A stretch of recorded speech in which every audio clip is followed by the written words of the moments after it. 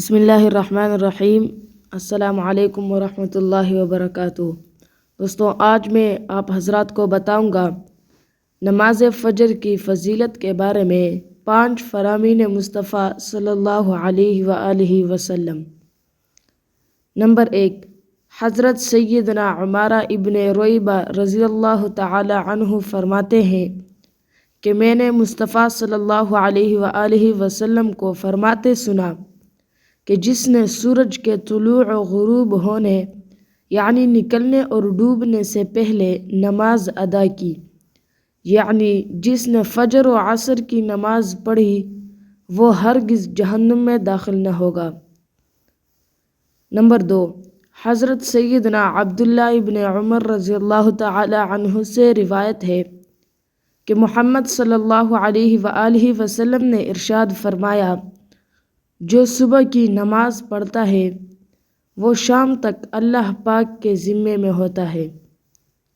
Number 3، حضرت ابو عبیدہ ابن جراح رضی اللہ تعالی عنہ بیان کرتے ہیں کہ رسول اکرم صلی اللہ تعالی علیہ وآلہ وسلم نے ارشاد فرمایا، جمعے کے دن پڑھی جانے والی فجر کی نماز باجماعت سے افضل کوئی نماز نہیں ہے۔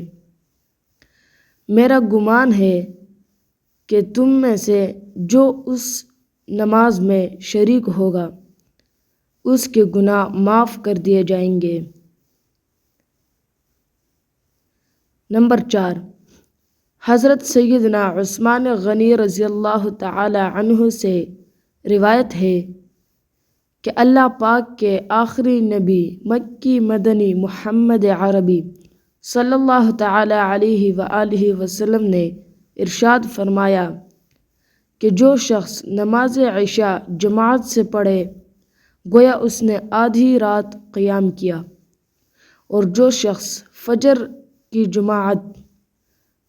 کی نماز جماعت سے پڑھے گویا اس نے پوری رات قیام کیا۔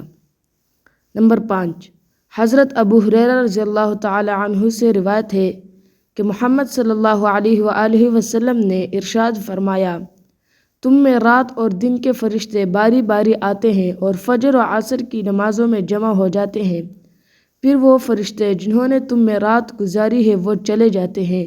اللہ پاک باخبر ہونے کے باوجود ان سے پوچھتا ہے کہ تم نے میرے بندوں کو کس حال میں چھوڑا؟ وہ عرض کرتے ہیں، ہم نے انہیں نماز پڑھتے چھوڑا، اور جب ہم ان کے پاس پہنچے تھے تب بھی وہ نماز پڑھ رہے تھے۔